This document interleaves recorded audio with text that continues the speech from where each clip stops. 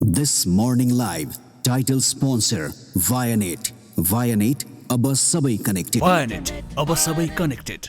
Co-sponsor Shikhar Insurance दुःख पर्दाको साथी.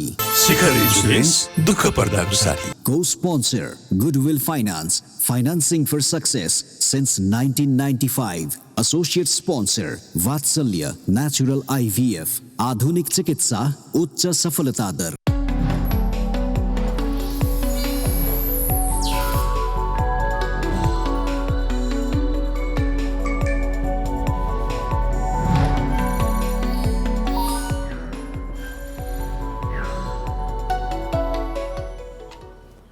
नमस्कार. वानिर प्रेजेन्स ग्यालेक्सी दिस मर्निङ लाइभमा आज पौष 7 गते अशेष र म यहाँको सामु आइसकेका छौँ र आज अशेष अब म 3-4 दिनको ब्रेकपछि आएँ. 3-4 दिनको ब्रेकमा तापक्रम पनि झर्यो. अब आज बिहान 4.5 डिग्री चाहिँ हामी बस्ने राजधानीमा तापक्रम थियो. त्यही त. र आज बुधबारको दिन सप्ताहको मध्यमा समीर पनि ब्रेकपछि आउँदाखेरि रमाइलो छ. धेरै कुराहरू सोध्न पर्ने छ र यो तापक्रमको कुरा गर्दाखेरि चिसो त समीर तिमी नआएसम्म कन्टिन्युसली घटि नै रहेको थियो, तर फेरि मलाई हिजोको कम्पेयरमा चाहिँ आज अलिकति न्यानो पनि फिल भयो. अब यो हरेक दिनमा हामीले कहिले अलि न्यानो न्यानो लाग्ने, अलिअलि चिसो चिसो लाग्ने त हो, तर अब सायद मलाई कता कता सुने अनुसार अब आउँदो दिन अझ चिसो हुन्छ, अलिकति पानी पनि कता कता, बादल पनि कता कता भन्ने सुनेको थिएँ. के छ अवस्था? बादलको त अलिक भन्न गाह्रो भयो, तर मुख्य कुरा त अब हामीहरू पुसको आज 7 गते भइसकेको अवस्था छ. अब हामी पुसको मध्यतिर त मध्य जाडो नै भन्छौँ हामीहरू. र अब तापक्रम त अहिले तिमीले घटा लाग्नु पर्ने हो, किनभने विगत 3-4 दिन भयो 5 भन्दा कम, यानि कि 4, 4, 4.5 भइरहेछ. दिउँसोको हिजो तापक्रम अहिले अचम्म थियो, हिजो 19 पुगेको थियो, जब कि 17-18 एभरेज हो. तर पनि जे होस् अब जाडो बढेको छ. तराईमा पनि अस्ति म विराटनगर गएको थिएँ. अशेष विराटनगरमा बिहान हल्का कुहिरो लागेको थियो भनेपछि त्यो अलिअलि चाहिँ नि अब तापक्रम घट्ने, कुहिरो लाग्ने त अब स्वाभाविक हो. अब अर्को 3 हप्ता चाहिँ नि अत्यधिक चिसो हुन्छ, त्यसपछि बिस्तारै हामीहरू अगाडि बढ्छौँ, चिसो अलिक कम हुँदै. त्यही त. सूर्योदय सूर्यास्तको कुरा गर्नु पर्दाखेरि पनि हामीले भन्दै आएको छौँ 6:50 अहिले सूर्योदय हुन जाँदैछ भने आज 5:13 चाहिँ सूर्यास्त हुन्छ. र फेरि पनि अब हामी कार्यक्रमलाई अगाडि बढाउँ. समीर, हिजो पनि हामीले एउटा इन्ट्रेस्टिङ टपिकमा कुरा गरेका थियौँ. त्यो टपिक तिमीलाई भन्यो भने तिमीले पनि हाँस्छौ होला. हिजो हामीले कुरा के टपिकको गरेको थियौँ भने यो कृषि सम्बन्धी हामीले कुरा गरेका थियौँ र मलको कुरा गरेका थियौँ, मलको समस्या. अब यो समस्या यस्तो हो, तिमीलाई पनि थाहा छ कि हामीले झन्डै बिहान कार्यक्रम चलाउन थालेको प्रस्तुताको रूपमा झन्डै 3 वर्ष जति भयो. यो मलको कुरा हामीले कतिचोटि गऱ्यौँ, कतिचोटि. अब त्यस्तै गरी अर्को एउटा कुरा आज हामी कुरा उठाउन गइरहेछौँ, त्यो चाहिँ उखु कृषकहरूको. यो पनि हरेक वर्ष हामीले कुरा गर्ने, यसको छलफल हुन्छ. हामीले विज्ञ बोलाएर कुरा गरेका छौँ, छलफल गरेका छौँ. हरेक कुरा गरे पनि यसको टुङ्गो चाहिँ कहिले नै पनि नलाग्ने भयो. आजको फेरि बिहानकै कुरा के भने उखुको मूल्य तोकेन, अहिलेसम्म पनि कृषकहरू फेरि त्यही अवस्थामा पुगेका छन्. त्यही त मैले तिमीले एकदमै सही हो अशेष. म नि यो हाँस उठिरहेछ कि हामीहरू कति हो तिनीहरू 2 वर्ष यही उखुको मात्र कुरा गर्न थाल्यो भने 3 महिना त भइसक्यो. हामी यो ग्यालेक्सीमा हामी सुरुवात गरेदेखि नै हामीले कुरा गरेका छौँ होइन. योभन्दा अगाडि नै विभिन्न समय हामी कुरा गर्थ्यौँ हामीहरू टोलीले. अब गत वर्ष के अरे उखुको मूल्य निर्धारण गरेको थियो. कति भन्दाखेरि प्रति क्विन्टल चाहिँ नि न्यूनतम 544 रुपियाँ 32 पैसा निर्धारण गरेको रहेछ. त्यसमा ढुवानी खर्च, उखुको खर्च, अब अन्य खर्च, सरकारले दिने सहुलियतको खर्च गरेर त्यो हिसाबले चाहिँ त्यो अनुसारले 544 चान्चु राखेको छ. तर यो वर्ष त्यो पनि निर्धारण भएको छैन. अब उखुको भाउ निर्धारण नभएपछि कृषकहरूले बेच्न पाएनन्, उद्योगहरूले किन्न पाएनन्, अनि उखु अब बिग्रिन थालिसकेको छ. अब अर्को वर्ष फेरि के हुन्छ अशेष भन्दाखेरि अब चिनीमा हाकारी हुन्छ. किनभने चिनी बन्दैन, उखु नभएपछि चिनी बन्दैन, फेरि भारतबाट आयात गर्नुपर्छ. आयात गरेपछि पैसा बढ्छ. यी सबै कुराहरू छँदैछ. त्यही त. अब यथावत रूपले हामीले कुरा गर्दाखेरि त यो त यसैको लागि पूर्व तयारी त होइन भन्ने शङ्का गर्ने पनि अवस्था छ। किनभने हामी पहिलेदेखि नै हामीले भन्दै आएका छौँ, कतिचोटि भन्छौँ, हरेक कार्यक्रममा कुरा गर्छौँ, नेपाल कृषि प्रधान देश, झन्डै 25% हाम्रो चाहिँ कुल गृहस्थ उत्पादन कृषि सम्बन्धी छ। हामीले कृषकहरूको यो समस्या यसो गरे पनि राम्रो हुन्छ, यो सबै कुरा हुँदाहुँदै पनि यो जानी बुझिकन यसमा हेलचेक्राइ भएको हो कि अथवा नेतृत्वको कमी भएर हो कि के भएर भएको भन्ने कुरा बुझ्नै सकिएन। किनभने तिमीले भनिहाल्यो, आखिर घुमिफिरिकन हामीले फेरि बाहिरबाटै नै हामीले आयात गर्नुपर्ने अवस्था आयो भने त हामीले यत्रो भएका झन्डै चाहिँ 1 लाखभन्दा बढी किसानहरू यसमा छन्, 10वटा भन्दा 11वटा जिल्लामा यो खेती हुन्छ, हामीले राम्रो नै गरिरहेको हो कन्टिन्युसली। यस्तो राम्रो cash crop, one of the most effective cash क्रपको रूपमा लिन सकिन्छ उखुलाई भनी तैपनि यो किन हेलचाइरहेको भएको हामी भन्न सक्दैनौँ। सर्लाहीमा मात्रै 20,000 हेक्टर क्षेत्रफलमा चाहिँ नि 20,000 हेक्टरमा चाहिँ नि त्यति क्षेत्रफलमा चाहिँ नि उखु खेती हुन्छ भनेपछि त्यसको हामी इम्प्याक्ट बुझ्न सक्छौँ। त्यहाँबाट कति चिनी निकाल्छौँ हामी, मुख्य त चिनी नै हो होइन। त्यसले गर्दाखेरि चाहिँ नि अब राज्यले यसलाई किन ध्यान नदिएको र उखु किसानलाई किन दुःख दिएको त्यसरी बुझ्न सकेका छैन। तर हामी आशा गर्छौँ कि यो आउँदा दिनहरूमा यसले छिटोभन्दा छिटो यो समस्याको समाधान हुन्छ र किसानहरूले राहत पाउनुहुनेछ। अब यो कुरा उखु किसानको समस्या चाँडै नै यसलाई सरकारले ध्यान पुर्याओस्, किनभने फेरि घुमिफिरिकन समयले भन्यो यो अप्ठ्यारो हामी कहाँ आउँछ। अब अर्को समाचारमा जाउँ। अब यो पनि अलिकति हामीले सोच्नु पर्ने, मनन गर्नुपर्ने समाचार होइन। अब हाँसउठ्दो नै भन्नु पर्यो। अब यो चिट चोर्न नपाएपछि आफ्नै प्राध्यापकमाथि चाहिँ स्टिलको जगले चाहिँ प्रहार भयो भनेर भन्ने किसिमको समाचार आएको छ। अब यो पनि यो चाहिँ रत्नराज्य क्याम्पसमा प्रथम वर्षको चाहिँ आन्तरिक परीक्षा भइरहेको बेलामा चाहिँ यो कुरा घटना हाम्रो समाचारमा आएछ। समीर, यो खास के भएछ यसमा भन त? होइन, अब के अरे एक्जाम भइरहेको थियो होइन, र एक्जामको आन्तरिक परीक्षा चाहिँ चलिरहेको थियो। के अरे मैले बुझेअनुसार सोसियल वर्क जस्तो लाग्यो मलाई। यसमा त्यति क्लियर छैन। जे भए पनि जाँच भइरहेछ। स्नातक त भनेको ब्याचलर भयो, फर्स्ट इयर भनेको चाहिँ अब करिब 19-20 वर्षका युवाको कुरा भइरहेछ यहाँ। त्यो उमेरमा पनि सायद त्यो युवाले पक्कै नै फेसबुक पनि चलाउँछन् होला, ट्विटर चलाउँछन् होला, पढाइराखेका होला। अब स्नातक त भने त पढाइलेखेकै जमात भन्नु पऱ्यो, एकदम ठुल्ठुला देशको लागि ठुल्ठुला कुरा गर्छन् होला होइन, राजनीति गर्न खोज्छन् होला। यस्तो युवाले आफ्नै चिट चोर्न दिएन भनेर कुनै प्राध्यापकमाथि पानी खाने जगले हिर्काउँछ भने बुद्धि कहाँसम्म झरेको रहेछ भन्ने कुरो त देखिहाल्यो नि। त्यो युवाले अहिले हेरेको छ र तपाईँले त्यो चिन्नुहुन्छ नि, अलिकति उहाँलाई अलिकति बुद्धिमा दिमागमा अलिकति केही बुद्धि दिनु जरुरी हुन्छ जस्तो मलाई लाग्यो। चिट चोर्न नपायो भने कसै पिट्छ, मतलब मान्छेलाई घाउने हुने गरी टाउकोमा हिर्काउँछ, प्रहार गर्छ, लाज लाग्ने। म त हाँसउठे भनेको मलाई लाज लाएर हाँसउठाएँ, कुनै खुसी लाएर हाँसउठाएँ होइन। यो त बेइज्जत हो। पढ्ने मान्छेको बेइज्जत, त्यो चोर्ने मान्छेको बेइज्जत, हिर्काउने मान्छेको बेइज्जत र उसँग सम्बन्धित सबै परिवारका सदस्यको पनि बेइज्जत हो।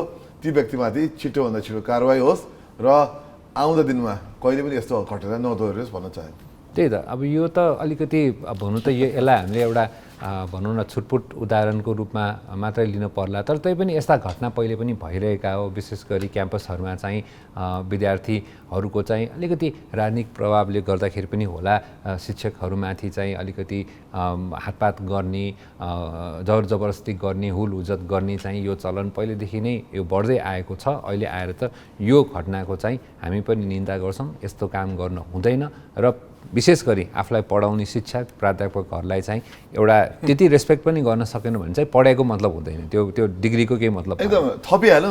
चिट चोर्न नपायो भने चाहिँ परीक्षा रद्द गर्नलाई दबाब गरेर हेर नि त। दबाब गरेर नमानेपछि, रद्द गर्न नमानेपछि त्यो उक्त विद्यार्थीका साथीहरू अझ परीक्षा परिसरमा छिरेर, क्याम्पस परिसर छिरेर अझै तर्साउन दबाब दिन खोजेका अरे। यसरी कहीँ हुन्छ? कहाँ छ सरकार, कहाँ छ यो परीक्षा गराउने मान्छेको लागि सुरक्षा प्रदान गर्ने निकाय कहाँ छ, सुरक्षा निकाय कहाँ छ? यी सबै कुरा चाहिँ हेर्नु एकदमै जरुरी नै भयो अन्त। हो त। अब समीर, हामी आफ्नो रेगुलर सेगमेन्टको कुरा गरौँ। यी सब कुराहरू, घटनाहरू, रेगुलर भएका घटनाहरू यहाँहरूलाई हामीले अपडेट गरायौँ। अब चाहिँ कोभिड अपडेटको पनि बेला भएको छ समीर। कोभिड अपडेट हामी स्क्रिनमा देखाउँदैछौँ। हिजो झन्डै घटेर टेस्ट चाहिँ घटेर एकदम 4-4.5 हजार मात्रै आएको थियो। अहिले पनि हिजो 17,000 थियो, हिजो बढाएको थियो। होइन। हिजो चाहिँ नि PCR र एन्टिजेन जोडेर होइन यो मैले भने अस्तिको कुरा गरेँ। अस्तिको अस्तिको डेटा हिजो हामीले देखाउँदाखेरि चाहिँ अस्तिको डेटा चाहिँ 4000 मा भएको थियो। हिजोको फेरि बढेर चाहिँ अहिले 17000 आएछ। किनभने हिजो मैले भने अस्ति किन टेस्ट घटेछ भन्नु खोजेको मैले। हिजो भने हिजो हामीले देखाउँदाखेरि तर त्यसमा पनि 290 जनालाई सङ्क्रमण देखेको छ र नयाँ मृत्यु हुनेको सङ्ख्या 3 पुगेको छ भने अहिले पनि एक्टिभ केसेस चाहिँ 5000 को हाराहारीमा छ। अब हामी त अहिलेसम्म अवस्था यसलाई भनौँ न सहज नै भन्नुपर्छ। होइन अस्ति तिमीले एकदमै भ्यालिड। आज मैले सामाजिक सञ्जालमा पनि एक दुईवटा कुरा देखेको थिएँ। कसरी परीक्षणको अङ्क एन्टिजेन र PCR गरेर जम्मा 4000 कसरी भयो भनेको सबैले शङ्काले हेरिरहेछन् कि यो राज्यले नै सङ्कलन गर्ने अङ्क हो। अघिल्लो दिनसम्म 10,000 11,000 परीक्षण भइरहेको थियो। एक दिनमा अकस्मात घटेर 4,000 त्यसमा झन्डै 5% चाहिँ सङ्क्रमित देखे। जबकि अघिल्लो दिनमा 2% 2.5 थियो। आज आएर फेरि 1.8%मा झरेको छ सङ्क्रमण प्रतिशत है। त्यो कसरी 4000 हिजो घट्यो भनेर चाहिँ सामाजिक सञ्जालमा निकै छलफल भएको थियो। त कसैलाई थाहा छैन यो राज्यबाट आउने नतिजा हो, कसैले भन्न सक्दैन। तर आज चाहिँ नि हिजो विगत 24 घण्टाको चाहिँ नि यहाँनिर हुन्छ नि हिजोको तथ्याङ्क अनुसार चाहिँ 17,000ले परीक्षण गरे। 293मा देखियो सङ्क्रमण। र यो परीक्षण किन बढिरहेको छ भन्दाखेरि अहिले मान्छेहरू अझ विदेश जाने क्रम बढेको छ। जाडो छल्न पनि जान्छन् र अब बाहिर विभिन्न मुलुकहरू त खुला छ नि त अहिले। त्यसले गर्दाखेरि चाहिँ नि परीक्षण भएको छ तर सङ्क्रमितको सङ्ख्या बढेको छ। त्यही त। अब समीर अस्ति भर्खर पनि हामीले कुरा गरेको थियौँ बेलायतमा पहिलो मृत्यु भयो ओमिक्रोनबाट भनेर भनेको कुरा गर्दाखेरि चाहिँ अमेरिकामा पनि पहिलोचोटि हिजो एउटा व्यक्तिको चाहिँ ओमिक्रोन भेरिएन्टबाट चाहिँ मृत्यु भएको समाचार आएको छ। र विशेष गरी अहिले भनौँ न पश्चिमी देशहरूमा चाहिँ अहिले क्रिसमसको चहल पहल छ र त्यसले गर्दाखेरि अमेरिकामा पनि अहिले हिजो म न्युजमा पनि हेरिरहेको थिएँ कि सबैजनाको अहिले कन्सर्न के छ भने अब हामी के गर्ने त हाम्रो यो अब भनौँ न यो क्रिसमस ठुलो चाड धेरैजना आफ्नो हाम्रो दसैँ जस्तै घर जाने आफ्नो परिवारसँग बस्ने किसिमको भएको भएर के हुन्छ त भन्ने कुरामा ठुलो बहस भइरहेको थियो। र अझै पनि त्यहाँ त्यति धेरै खोप लगाउन नलगाएका व्यक्तिहरू पनि धेरै छन्। खोप नलागेकाहरू पनि अमेरिकामा विशेष गरी एन्टिभ्याक्सर्सहरूको पनि ठुलो जमात छ। सो यसमा चाहिँ अलिकति अमेरिकामा पनि अब चाहिँ ओमिक्रोनको केसेस चाहिँ बढ्न सक्ने शङ्का भनिएको छ। तर तैपनि अब भ्याक्सिन लगाइसकेका मान्छेहरूलाई चाहिँ अब तपाईँहरूले मास्क लगाउनुहोस् र सामान्य रूपमा आफ्नो भनौँ न दिनचर्यामा जान सक्नुहुन्छ भन्ने डाक्टर फाउचीले पनि भने जस्तो मलाई लाग्छ। अनि यस्तो अब त्यही त जसको मृत्यु भयो उहाँ 50 वर्षको भ्याक्सिन नलागेको मान्छे पर्नुभएको छ। त्यो ओमिक्रोनको अहिले एकदम अमेरिकामा अब डोमिनेन्ट स्ट्रेन भइसकेको छ। डेल्टालाई यसले विस्थापित गरेको छ अमेरिकामा। अब हाम्रो ठाउँतिर चाहिँ त्यति देखिएको छैन। इन्डियामा सरे पनि जुन व्यापक रूपमा अरू ठाउँमा सरेको छ इन्डियामा त्यो व्यापक रूपमा सरेको देखिन्न। इन्डियामा केस बढ्दो छ अभियसली। नेपाल पनि त्यो छिरि पनि सक्यो होला। तर पनि जुन व्यापकताका साथ अन्य देशमा युरोप अमेरिकामा अफ्रिकामा सरेको छ त्यो नेपाल र इन्डिया साउथ एसियामा देखेको छैन। हामीहरू आशा गर्छौँ त्यति व्यापक नहोला भनेर पनि। तर मुख्य कुरा चाहिँ नि विभिन्न अनुसन्धान विभिन्न नतिजाले चाहिँ के देखाउँछ भन्दाखेरि यसलाई अहिले भएका भ्याक्सिनले कडा रोग रूप धारण गर्नु र मृत्यु हुनुबाट अझ पनि खोपहरूले बचाउँछ र पुरानो सङ्क्रमणले पनि कडा रूप र मृत्युबाट बचाउन सक्छ भनेर चाहिँ भनिएको छ। तर खोप नलागेले चाहिँ उत्तिकै कडा हुन सक्छ है भनेर चाहिँ भनिएको छ। त्यसले गर्दाखेरि खोप चाहिँ महत्त्वपूर्ण हुन आउँछ अब झनै। त्यही त खोप त हामीले पहिलेदेखि नै भन्दै आएका छौँ। तपाईँहरूले लगाउनु भएको छैन भने मिलेसम्म चाँडै र सकेसम्म भनौँ न तपाईँ सबैजनाको वरिपरि सबैलाई जगाउन लागि पनि आफूले खोप लगाउनुपर्छ। यति भन्दै सानो छोटो ब्रेकको समय भएको छ। ब्रेकपछि हामी अरू रमाइलो कुराकानीहरू गर्ने नै छौँ। अहिलेलाई सानो छोटो ब्रेक लिइहालौँ।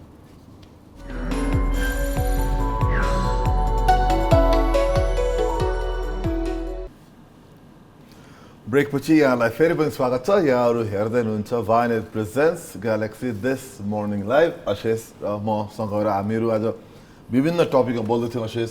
र अब आज हामीहरू बोल्दै जाँदा हामीहरू अब नेपालको होइन अराउन्ड द वर्ल्ड संसारभरि के छ भने कुरा गर्नुपर्ने क्रममा एकदमै इन्ट्रेस्टिङ कुरा आएको छ। हामीले अहिले यसमा विस्तृत कुरा त गर्छौँ तर पाकिस्तानमा एउटा नयाँ खोज तलासी उत्खनन गर्दाखेरि नयाँ कुरा भेटेको छ। त्यो किचरी के होला हाम्रो दर्शकलाई भनिदिनु पऱ्यो। त्यही त यसो टपिक हेर्दाखेरि नै म यसो इन्ट्रेस्टेड भएको थिएँ र अचम्म पनि पछिबाट के भयो भने 2300 वर्ष पुरानो बुद्ध भगवानको मूर्ति बुद्धकालीन मन्दिर फेला भएको छ भनेर भन्दाखेरि मैले चाहिँ यो कहाँ होला भनेर सोचेकोमा चाहिँ पाकिस्तान अहिले हालको पाकिस्तान को इलाकामा चाहिँ होला यो भनेर मैले कुनै एक्सपेक्टेसन नै थिएन मेरो। तर उत्तर पश्चिमी स्वाट जिल्लामा चाहिँ 2300 वर्ष पुरानो अपिसदल मन्दिर फेला परेको, यसलाई चाहिँ झन्डै भनौँ न 2700 वर्ष पुरानो कलात्मक कलाकृति पनि त्यसमा रहेछ भन्दाखेरि यो त एकदम एउटा आर्कियोलोजिकल हिसाबले हिस्टोरिकल हिसाबले त एउटा महत्त्वपूर्ण फेला भन्नु पर्यो यसलाई। यो भनौँ न यो त अचम्मको कुरा पर्यो त्यहाँ। त्यही त उत्तरी पाकिस्तानमा फेरि तत्कालीन बाजिरा भन्ने सहर हुन सक्ने भन्ने अनुमान गरिएको छ र पाकिस्तान र इटलीका आर्कियोलोजिस्टहरूले यो फेला परेका हुन्। अब यसले नयाँ प्रश्न जन्माउँछ कि अब त्यो बुद्ध धर्मावलम्बीको हामीले चाहिँ तलबाट गयो भन्ने सोच्थ्यो हाम्रो त, पूर्वतिर बढी गए पश्चिमतिर गएको त त्यति कुरा हुँदैन थियो। किन हामी त बुद्ध धर्म त भन्नु पूर्वतिर फैलेको भन्छौँ नि त, हामी नेपाल इन्डियाबाट चाहिँ पूर्व गएर साउथ इस्ट एसियातिर बढी गयो, म्यानमार क्याम्बोडियातिर गयो भन्ने थियो। यो पाकिस्तान त्यो पनि उत्तर पाकिस्तान गयो भने चाहिँ कसरी त्यहाँतिर गएछ भाइ चाहिँ भन्ने कुरा चाहिँ मलाई इन्ट्रेस्टिङ लाग्यो। उत्तर पाकिस्तान हो नि त फेरि, तर यसो छ अफगानिस्तानमा पनि बुद्धको होइन बुद्धको कलाकृति नै त्यत्रो ठुलो जुन तालिबानले त्यति बेला बिगार्दाखेरि हामीले कुरा गरेका थियौँ भनेपछि त्यहाँसम्म त त्यसको प्रभाव थियो। किनभने अब भारत पनि पहिले भन्दाखेरि त्यो तिम्रो ठुलो खण्ड थियो नि त, पाकिस्तान पनि अब यो सिन्धु सभ्यता नै पहिले पाकिस्तानकै एउटा भनौँ न त्यति बेलामा, र फेरि पनि अब पटनाको तक्षशिला भयो यिनीहरूसम्मतिर फैलेको भएको भएर सायद त्यहाँ पनि त्यहाँसम्म मतलब भनौँ त्यति बेला हामीले भारतलाई नै भारतवर्ष त्यति बेला भन्छौँ, त्यति बेला पुरैलाई हेर्दाखेरि चाहिँ त्यो पोइन्टबाट चाहिँ एउटा यसलाई विचार गर्ने हो भने त स्वाभाविक पनि होला त्यो। तर यति धेरै पुरानो त्यहाँनिर फेला हुन्छ भन्ने चाहिँ सायद कसैले पनि आशा गरेको थिएन। अब यसमा अरू तथ्यहरू हामी पक्कै पनि सार्वजनिक भएपछि हामी कुराकानी गर्छौँ, तर यो इन्ट्रेस्टिङ डिस्कसन हुनसक्छ समीर, यो यसको बारेमा अलिकति छलफल गर्न सक्छ। एकदमै इन्ट्रेस्टिङ लाग्यो मलाई। म त यसलाई त अझ अलिकति विषय बनाएर बुद्ध धर्म कहाँ फैलिएछ कसरी फैलिएछ भन्ने कुरा हामी यसै मेबी थ्रु दिस प्रोग्राम पनि यसो अलिकति रमाइलो कुराकानी गर्नुपर्छ जस्तो लाग्यो मलाई। आज मलाई टपिक एकदम ध्यान आयो, एकदम इन्ट्रेस्ट आयो। त्यही त अब समीर अब यही टपिक सँगसँगै अर्को इन्ट्रेस्टिङ टपिक के छ भने हामीले जहिले पनि अहिले भर्खरै अस्ति कार्यक्रममा पनि हामीले कुरा गरेको थियौँ कि यसपालिका टाइम म्यागजिनका व्यक्ति चाहिँ वर्ष व्यक्तिको रूपमा एलोन मस्क टेस्लाका संस्थापक एलोन मस्कलाई भनेको थियो। उहाँले चाहिँ अब कर कति तिर्दैछन् त भन्ने कुरामा चाहिँ अहिले धेरै सामाजिक सञ्जालमा डिस्कसन भएको थियो। किनभने यो कसरी पनि स्टेम भयो भने उहाँ र त्यो भनौँ न युनाइटेड नेसन्सको जुन एउटा डिस्कसन भएको थियो होइन एलोन मस्क वर्ल्ड फुड प्रोग्रामका डिरेक्टरसँग उहाँको पनि कुराकानी भएको थियो कि कति पैसाले चाहिँ विश्वमा गरिबी चाहिँ हटाउन सकिन्छ, गरिबहरूलाई गर्न सकिन्छ भन्ने कुरामा चाहिँ उहाँहरूको डिस्कसन भएको थियो। र अहिले आएर चाहिँ चर्चा कसरी भएको छ भने उहाँले अब टाइम म्यागजिनले उहाँलाई भनौँ न पर्सन अफ द इयर पनि बनायो। अब उहाँलाई प्रेसर के पर्यो भने ट्याक्सको कुरामा, किनभने अमेरिकामा पहिलेदेखि नै हामीले थाहा छ कि धेरै धेरै धनी कम्पनीहरू व्यक्तिहरूले चाहिँ ट्याक्स छल्नलाई विभिन्न अफसोर ठाउँहरूमा चाहिँ कम्पनी रेजिस्टर गर्ने र त्यहाँ चाहिँ ट्याक्स हेभनहरूमा लिएर जाने, ट्याक्स कम तिर्ने भनेर पहिलेदेखि नै अमेरिकामा यो सवाल उठ्दै आएको हो।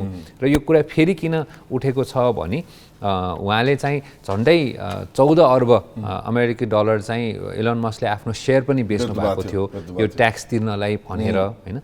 सो यो कुरा चाहिँ अहिले एकदम अब धनी भएपछि सबैजनाको तपाईँमा चाहिँ नजर जान्छ र प्रेसर पनि यसरी आउँछ सोसल्ली भन्ने कुरा चाहिँ एक्जाम्पल राम्रो हो। यो अब धनी आउने नै भयो, फेरि उहाँले अब 11 अरब अमेरिकी डलर चाहिँ ट्याक्स तिर्ने हुनुभएछ। उहाँको भ्याल्यु 2 खर्बको छ अरे, रफली 2 खर्ब 2 खर्ब 11 भनेपछि 5% उहाँले आफ्नो नेटवर्थको 5% चाहिँ उहाँले ट्याक्स तिर्न लाग्नु भएछ। उहाँको लागि चाहिँ कुनै ठुलो होइन 5%। उहाँले 11 अर्ब अमेरिकन डलर तिर्नु भनेको उहाँको भनौँ कमाइको जम्मा 5% जति हुन आउँदो रहेछ। ठुलो कुरो होइन, तर पनि उहाँले जस गर्नुभएको छ र अस्ट्रेलियाले भनिहाल्यो। उहाँले अस्ति त थुप्रै सेयर बेच्नुभयो, उहाँको पैसा उहाँले भन्नुभएको थियो मसँग पैसा छैन मसँग सेयर छ, त्यसले गर्दा म सेयर बेचेर मात्र पैसा तिर्न सक्छु भने हुनाले उहाँले धमाधम सेयर बेचेर भएको छ। उहाँ अब स्पेस एक्स के अरे टेस्लाका ओनर पनि हुनुहुन्छ, त्यसको अत्यधिक सेयर होल्डर पनि हुनुहुन्छ उहाँ, तर उहाँसँग ती सेयरहरू बेचेर तिर्ने पैसाहरू छ उहाँसँग। त्यही त, र उहाँले रिसेन्टली ट्विट पनि गर्नुभएको थियो कि अब यो कुरा उठ्दा उठ्दै कि तपाईँले सोचिरहनु भएको छ भने म चाहिँ यो वर्ष $11 बिलियन चाहिँ ट्याक्स तिर्दैछु भनेर उहाँले आफै ट्विट पनि गर्नुभएको थियो। सो अहिले चाहिँ फेरि त्यही भएर यो कुरा उठेको हो। अब समीर फेरि पनि अब हामी ह्यापनिङ टुडेमा जाउँ। अब हामीले कुरा पनि गरिसकेको थियौँ, प्रतिनिधि सभाको बैठक आज पनि बस्दैछ। अब आज पनि भनेको किनभने अब हरेक यो सत्र सुरु भयो, बसिरहेछ, खासै उपलब्धि हुन पाएको छैन। अब आज पनि 1 बजे दिउँसो बैठक छ। होइन असित यस्तो के मलाई हाँस उठ्यो कि फेरि हाँस उठ्यो किन भन्दाखेरि यत्रो हामीहरू नागरिकको कर तिरिरहेको छौँ, हामीहरू उहाँहरूलाई हामी भनौँ न सांसदहरूलाई पैसा तिरिरहेको छौँ। यो त हाम्रो करबाट आइरहेको छ नि, हाम्रो ढुकुटीबाट, देशको ढुकुटीबाट पैसा तिर्नु पनि छ उहाँहरूलाई। उहाँहरूले काम पनि नगर्ने, खालि जाने, संसदमा बस्ने, अवरोध गर्ने, कुनै पनि विधेयकहरू पारित नगर्ने, अनि घाम ताप्ने, फर्किने, यो अलि भएन के सांसदहरूज्यू। देशका जिम्मेवार पार्टीहरूले चाहिँ अलिकति ध्यान दिनु पऱ्यो। हाम्रो पैसा तपाईँहरूले लिइरहनु भएको छ, हाम्रो पैसाको दुरुपयोग तपाईँहरूले गरिरहनु भएको छ। कृपया सांसदमा अलि राम्रोसँग काम गरिदिनु होला, हामीहरूलाई अलिक सहज बनाइदिनु होला, तपाईँ आफूभन्दा अलिक माथि उठिदिनु होला, हामीहरू तपाईँहरूलाई अनुरोध, विनम्र अनुरोध गर्दछौँ। त्यही त, राम्रो कुरा के भने नाराबाजीकै बिचमा पनि 2वटा अध्यादेश चाहिँ पारित भएछ, 2टा। अब यही अनुसारले ठिक छ, नाराबाजी गर्दै गर्नुहोस् हाम्रो रिक्वेस्ट, र अध्यादेशहरू र जुन किसिमको तपाईँले काम गर्नु पऱ्यो त्यो काम कुरा पनि अगाडि बढाउँ। र अब चाहिँ समाचारको समय भएको छ। समाचारमा विनय कुमार आइसक्नु भएको छ। आज समाचारपछि महत्त्वपूर्ण अतिथि पनि हुनुहुन्छ सबै। एकदमै आज डाक्टर शेरबहादुर पुन आउँदै हुनुहुन्छ। तपाईँले उहाँलाई सुनिरहनु भएको छ, उहाँको बोली सुनिरहनु भएको छ। उहाँ शुक्रराज अस्पतालमा अनुसन्धान निर्देशक पनि हुनुहुन्छ र उहाँले चाहिँ नि धेरै कोभिडबारे काम पनि गर्नुभएको छ, बिरामी पनि हेर्नु भएको छ। सो आज उहाँबाट नेपालमा के भइरहेछ, कसो भइरहेछ भन्ने कुरा चाहिँ आशिष सुन्नु जरुरी हुन्छ। त्यही त, अब ग्यालेक्सी न्युजको समय भएको छ। विनय कुमारलाई हामी स्क्रिन हस्तान्तरण गर्दै 7:30 बजे गेस्टलाई लिएर हामी आउँछौँ। अहिलेलाई भने ग्यालेक्सी न्युजको समय।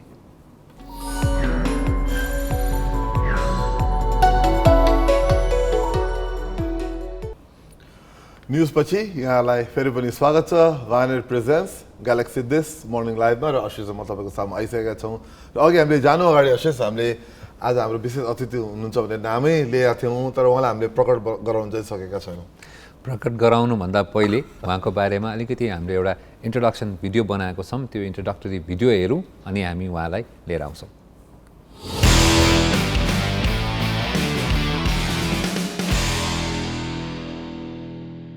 शुक्रराज ट्रपिकल तथा सरुवा रोग अस्पतालको क्लिनिकल रिसर्च युनिटका संयोजक डाक्टर शेरबहादुर पुन संक्रामक रोग विशेषज्ञ हुनुहुन्छ। बागलुङमा सन् 1975 मा जन्मिएका पुनले आजभन्दा करिब 20 वर्ष अघि मेडिकल अफिसरको रूपमा करियरको सुरुवात गर्नु भएको थियो। विद्यावारिधीपछि सन् 2010 मा आफैले शुक्रराज ट्रपिकल तथा सरुवा रोग अस्पतालमा क्लिनिकल रिसर्च युनिट स्थापना गरी आजसम्म जनस्वास्थ्य सम्बद्ध विषयमा अनुसन्धानमा समेत सक्रिय हुनुहुन्छ। नेपालमा केही सरुवा रोगको उत्पत्ति र फैलावट बारे पत्ता लगाएका डाक्टर पुनले दर्जनौं अनुसन्धानमूलक लेखहरू प्रकाशित गरिसक्नु भएको छ। संक्रामक रोग बारे दखल राख्ने तिनै फिजिशियन साइन्टिस्ट डाक्टर शेरबहादुर पुन आजको हाम्रो अतिथि हुनुहुन्छ। डाक्टर तपाईलाई कार्यक्रममा स्वागत छ र नमस्कार। धन्यवाद। तपाईहरुलाई पनि मेरो सबैलाई नमस्ते छ। डाक्टर साहब, यहाँलाई कार्यक्रममा स्वागत छ। हुन त यहाँले यो कोभिड आएदेखि नै धेरै कुराहरू यसमा भनिरहनु भएको छ, धेरैजनालाई आफ्नो इन्फर्मेसन दिइरहनु भएको छ। मलाई चाहिँ एउटा कुरा के सोध्न मन लाग्यो भने ठ्याक्क यो इन्ट्रोडक्सन भिडियो हेरेपछि मैले थाहा पाएँ, यो जुन क्लिनिकल रिसर्च युनिट छ शुक्रराज ट्रपिकल, उसमा यो खास के हो र यो यसले कसरी काम गर्छ, यहीबाट सुरु गरौँ न पहिलो प्रश्न। मैले के बुझेँ भन्दाखेरि चाहिँ बिना अनुसन्धान हामी लगभग ब्लाइन्ड हुन्छौँ, वास्तवमा थाहा हुँदैन। अहिले जति पनि अहिलेको पछिल्लो समयमा न्युक्लियर वेपन होइन कि अहिलेको चाहिँ पछिल्लो समयमा अनुसन्धान जुन देशले बढी गरेर भ्याक्सिन निकाल्यो या रोगको बारेमा पत्ता लगायो, त्यो देश सबैभन्दा शक्तिशाली देख्छु मैले अहिलेको। न्युक्लियर वार मतलब वारहेड अगेन्स्ट मेडिसिन, किन भन्दाखेरि त्यो जसले चाहिँ इभन त्यसलाई अलिकति राजनैतिक प्रभाव पारेको पनि देखिन्छ। त्यसले गर्दाखेरि साइन्स यति इम्पोर्टेन्ट छ र त्यो साइन्सभित्र चाहिँ रिसर्च लुक्या छ। त्यसले गर्दाखेरि चाहिँ बिना रिसर्च चाहिँ यो हामीले अगाडि बढ्न सक्दैन भन्ने उद्देश्यका साथ म फेरि पहिला जहाँ काम गरेको थिएँ त्यो ठाउँमा फर्केर आएँ र एउटा उद्देश्य चाहिँ दक्षिण एसियामै एउटा अनुसन्धानको हब बनाउन सकिन्छ कि अनुसन्धानमा भन्ने थियो। त्यो सायद होला पछि गएर, तर यद्यपि मैले एउटा इट्टा चाहिँ राख्न खोजेको चाहिँ त्यो तरिकाले चाहिँ हामी बुझ्न सकिन्छ। डाक्टर साहब, अब तपाईँ टेकुसँग सम्बन्धित हुनुहुन्छ र तपाईँले अहिले अवसरले भनिहाल्यो, तपाईँले विभिन्न समय अब सुरुवातदेखि नै कोभिडको सुरुवात, हामी कोभिडमा बढी फोकस हो किनभने जल्दो बल्दो विषय नै त्यही छ। तपाईँ त्यसमा लागि पर्नु भएको छ। अहिले तपाईँले टेकुबाट सुरु गर्नु न, टेकुमा आउने बिरामीहरूबारे हेर्नुपर्दा कोभिडका बिरामीहरू कस्ता आइरहेछन् र भ्याक्सिन र कोभिडको बिचमा तपाईँले नाता कस्तो पाउनु भएको छ तपाईँको अहिलेसम्मको अनुभवले अथवा अनुसन्धानले? यो प्रश्न नै अत्यधिक सान्दर्भिक, त्यो पनि अहिलेको हिजो आजकै कुरा गर्छु म। मैले सरसर्ती हेर्दाखेरि चाहिँ बिरामीहरूमा चाहिँ जो भर्ना भएका छन् त्यसमा चाहिँ धनै 33% मात्र भ्याक्सिन लगाएको देखेँ मैले अहिले पछिल्लो समयको एकदम लेटेस्ट यो जस्ट विक को चाहिँ हेर्दाखेरि। अर्थात् भनौँ अहिले पनि अत्यधिक मात्राले भ्याक्सिन नलागेको हुनाले भर्ना भइरहेको देखिन्छ। सो भ्याक्सिन कति इम्पोर्टेन्ट छ भन्ने कुरा यहाँ देखिन्छ। र अर्को एकदम स्मरण गर्न लायक मेरो लागि भनेको चाहिँ दोस्रो वेभ जसको कारक तत्त्व डेल्टा भेरिएन्टमा मानिन्छ। त्यो बेलामा जुन बेला म इमर्जेन्सीभित्र जान्थेँ र हरेकसँग दुईवटा प्रश्न गर्थेँ, तपाईँले भ्याक्सिन लिनुभयो कि भएन, र अर्को चाहिँ तपाईँ सेकेन्ड टाइम इन्फेक्सन भएको हो कि होइन। र दुवैमा के पाएँ भन्दाखेरि चाहिँ फर्स्ट टाइम इन्फेक्सन हुँदैछ र कसैले पनि भ्याक्सिन लाग्छन् र फाटाफुट्टा एउटा लगाएको पनि स्पोन्टानियसली उनीहरू चाहिँ राम्रो भएको चाहिँ पाएँ मैले। त्यसले गर्दाखेरि चाहिँ त्यो बेलामा एउटा अवस्था सोच थियो कि अब भ्याक्सिनले कतै, किनभने म्युटेसन भएर आएको छ डेल्टा भेरिएन्ट सोकल, त्यो बेलामा इन्डियन भेरिएन्ट भन्थ्यो। त्यसले के प्रश्न पार्यो भन्दाखेरि चाहिँ भ्याक्सिन कति महत्त्वपूर्ण रहेछ भन्ने कुराहरू। यद्यपि यसमा छलफल बहस अब त्यसलाई अत्याधिक गर्ने कुराहरू त आफ्नो ठाउँमा छँदैछ, तर त्यसले चाहिँ एकदम राम्रो, त्यो चाहिँ योभन्दा अगाडि अनुसन्धानलाई आधार मानेर मैले चाहिँ खोप एकदम हामीले लगाउनुपर्छ भनेर म क्याम्पेन जस्तो पनि गरेँ। त्यो बेला अलिकति गाली पनि खाइयो होला, किनभने भर्खर आएको यो भ्याक्सिनको बारेमा यो के बोल्छ भन्ने कुरा पनि थियो। तर अहिले म पछाडि फर्केर हेर्दाखेरि चाहिँ म कहीँ न कहीँ सफल भएँ कि यो मानेमा कि आजकल मानिसहरूले चाहिँ कहाँ खोप पाउँछ भनेर खोजिरहेको अवस्था छ।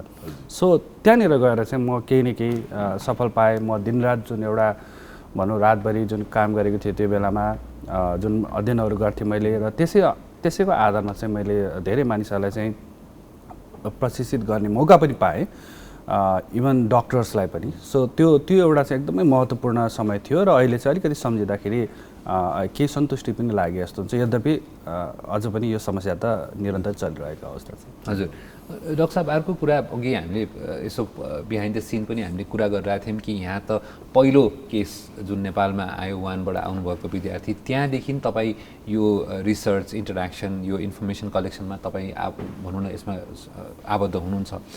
त्यो समयदेखि र आज हामीले हेर्दाखेरि यो यसको प्रकृतिको बारेमा यसको उपचारको बारेमा हामी अलिकति अब चाहिँ अलिकति कन्फिडेन्ट भएका छौँ कि हामीलाई थाहा छ यसलाई कसरी ट्रिट गर्ने। किन भ्याक्सिन त एउटा पार्ट भयो, तर जुन as a clinical research scientist तपाईँले यसको ट्रिटमेन्ट सम्बन्धी पनि अहिले चाहिँ अलिकति हामी सबैजनालाई भन्न सक्छौँ कि लाग्यो भने पनि हामी अलिकति परिपक्व छौँ यसलाई राम्रोसित उपचार गर्नमा।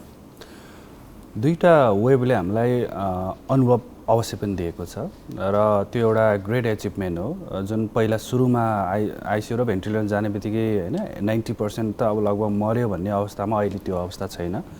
यसमा चाहिँ डक्टरहरू खास गरी आइसियुमा काम गर्ने डक्टरहरूलाई पनि मेरो एकदमै हृदयबाट नै धन्यवाद। उनीहरूले धेरै कुराहरू त्यो बेलामा स्ट्रगल गरे, धेरै कुराहरू जानिए र प्रोटोकलहरू पनि टाइम बाई टाइम चेन्जहरू भइरहेछ। तर पनि फेरि पनि हामीले यो सबै कुराहरूमा त धेरै इजी चाहिँ भयो, अलिक सहज चाहिँ भयो। तर पनि यो भाइरसको जुन एउटा हरकत छ, जुन जिनमा परिवर्तन आउँदै जाँदाखेरि चाहिँ उसको क्यारेक्टर समेत, उसको आनीबानीमा समेत परिवर्तन आउँदै जाने। फर इक्जाम्पल पहिलो लहरमा हामीले दृढ रोगी र ज्येष्ठ नागरिक भन्यो, त्यो भन्दै गर्दा दोस्रो लहर आउँदा ठ्याक्कै युवाहरूमा समस्या आयो।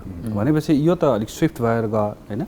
र अब त्यसलाई आधार मानेर हामीले अरू थप समस्याहरू नयाँ आउला कि भन्ने कुराहरू चाहिँ हामीले हेर्नै पर्ने हुन्छ।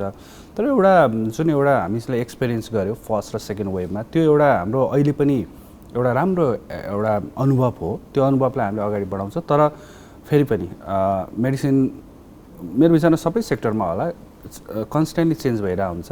र सो हामीले पनि गर्नुपर्छ र मलाई जहाँसम्म लाग्छ हामीले सधैँ विदेशीले के चेन्ज गरेर के गर्नुपर्छ भन्नुभन्दा पनि हामी आफैले पनि अरू विश्वलाई पनि देखाउन सक्ने गरिकन यो उपचारको जुन पक्षहरू छ त्यसलाई परिवर्तन गर्ने अथवा त्यसलाई कुनै नौलो गर्न सक्ने त्यो फेरि अनुसन्धानसँग जोडेर आउँछ किन मेरो अलिकति विषय त्यतातिर पनि जोडेको हुनाले त्यो गर्न सकेको भए सायद हामीले पनि केही दिन सक्थ्यौँ कि विश्वलाई न कि हामी जति बेला पनि उनीहरूले के गर्छ कुन औषधि चलाउने भन्नुभन्दा पनि हामीले पनि यो बारेमा किनभने नेपालमा मलाई जहाँसम्म लाग्छ 101 यो अनुसन्धानकर्ताहरू आइसकेका छ अहिले पहिला जस्तो छैन यो खालको चाहिँ गर्न सकिन्छ कि जस्तो लाग्छ यो चाहिँ मेरो एकदम व्यक्तिगत धारणा प्रस्तुत गरेँ जस्तो अब अहिले कुरा गर्दा गर्दा अब अलिकति ओमिक्रोनमा पनि छु किन आज हामी यो विषय पनि मान्छे धेरै खुल्दुली होला भन्दा संसारमै धेरै कुरा क्लियर अझ भइसकेको छैन तपाईँले अहिलेसम्म तपाईँले बुझ्नुभएको नेपाल भेटाएर त छैन जस्तो बुझेको छु तर आए तिन बाहेक दुईवटा बाहेक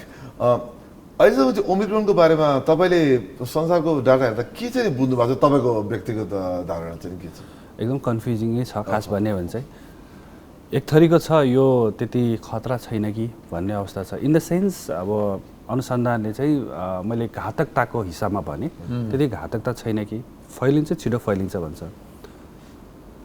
नेपालमा जब दुईवटा ओमिक्रोन भेरिएन्ट प्रमाणित भयो त्यसपछि 66 जनालाई चाहिँ त्यसलाई कन्ट्याक्ट ट्रेसिङमा चाहिँ टेस्ट गर्यो नन अफ देम इन्फेक्टेड त हो के हो यो हामी विश्वमा हेर्दा एकदम छिटो फैलाइ देख्छौँ तर नेपालको जुन एउटा मैले खालि उदाहरण दिएँ यो हुन त धेरै अर्ली कुरा गरेँ मैले तर 66 जना कसैलाई पनि देखेर त्यो के हो होइन यो छिटो फैलिने हो कि होइन साँच्चै नै र अर्को कुरा चाहिँ के हो भन्दाखेरि अवश्य पनि डेल्टाभन्दा अलिकति त्यति कडा छैन कि भन्ने अवस्था चाहिँ देखाएको छ अलमोस्ट यो फोक्सोको तल्लो लेभल यो भागमा चाहिँ इन्फेक्सन गर्दाखेरि चाहिँ अहिले त्यति कडा गरेन कम्पेयर टु डेल्टा मैले खालि कम्पेयर टु डेल्टा कुरा हेरेँ किनभने हङकङबाट आएको अनुसन्धानले त्यही नै देखाएको छ तर यदि भन्दै चाहिँ हामीले अलिकति बुझ्नुपर्ने भनेको चाहिँ यदि के गरे डेल्टा भेरिएन्ट खास गरी चाहिँ भारतबाट हाम्रो खुला सिमाना भएको हुनाले मैले सधैँ भन्ने गर्छु त्यो हाम्रो भोगाइ हो मैले आफै भने होइन पहिला त मैले अनुमान गरेर भन्थेँ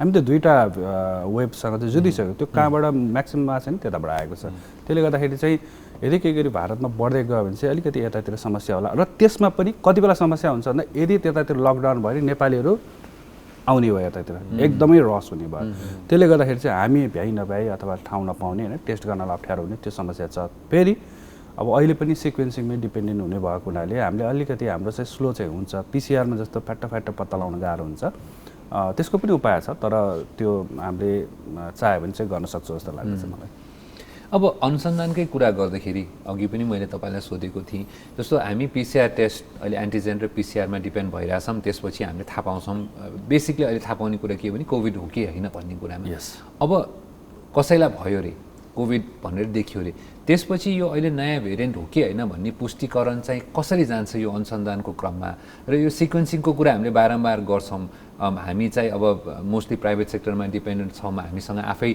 सिक्वेन्सिङ नभएको भएर यसले अनुसन्धानमा प्रभाव पार्छ पक्कै पनि अब सिक्वेन्सिङ भनेको चाहिँ सबभन्दा अहिलेको पछिल्लो टेक्नोलोजी हो भनेर बुझ्नुपर्ने हुन्छ प्रविधि नै र अहिलेको जुन एन्टिजेन टेस्ट छ त्यसले चाहिँ ओमिक्रोन हो कि होइन भन्न चाहिँ सक्दैन अब त्यो बिरामी छ अथवा त्यो व्यक्ति चाहिँ ओमिक्रोन धेरै भएको ठाउँबाट आयो भने बल्ल अनुमान गरेर सिक्वेन्सिङ गर्नुपर्ने हुन्छ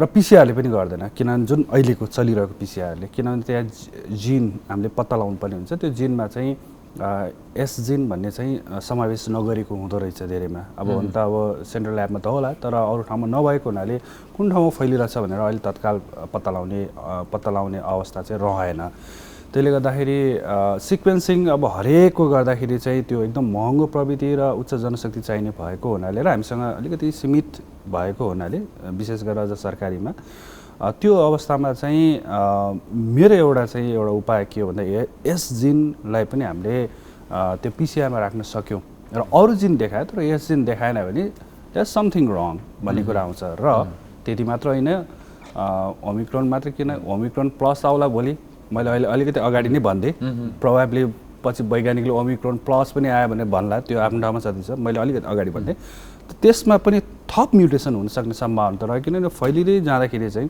भाइरसले आफै बिस्तार म्युटेसन त गर्दै जान सक्छ सो त्यो सबै कुराहरू पत्ता लगाउनलाई चाहिँ यस जिन जहाँ चाहिँ जुन प्राइमर भन्छ त्यो प्राइमर चाहिँ म्याच नभएपछि चाहिँ मिसम्याच हुन्छ, उसले देखाउँदैन, तर अरू जिनहरू चाहिँ देखिरहन सक्छ। कोरोना त हो, तर यस जिनमा समस्या आयो र यस जिनमा धेरै समस्या आएको अहिलेको लागि।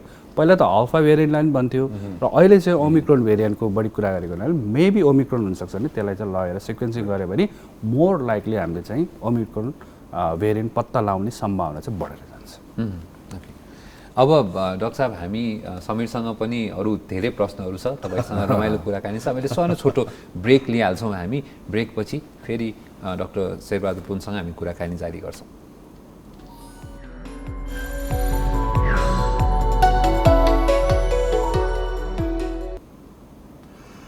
डाक्टर साहब हामीहरू कुरा गरिरहेको छौँ, डाक्टर शेरबहादुर पुनसँग हामीहरू अहिले आज हाम्रो गेस्ट हुन्छ। हामीहरू ब्रेकभन्दा अगाडि विभिन्न कुरा गरिरहेको थियौँ।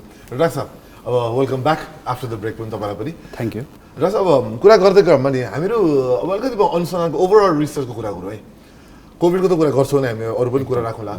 अब नेपालमा अनुसन्धानको एउटा कमजोरी कहाँ देख्छौँ भने उदाहरणको लागि भन्दा स्क्रब टाइफस भर्सेस टाइफोइड।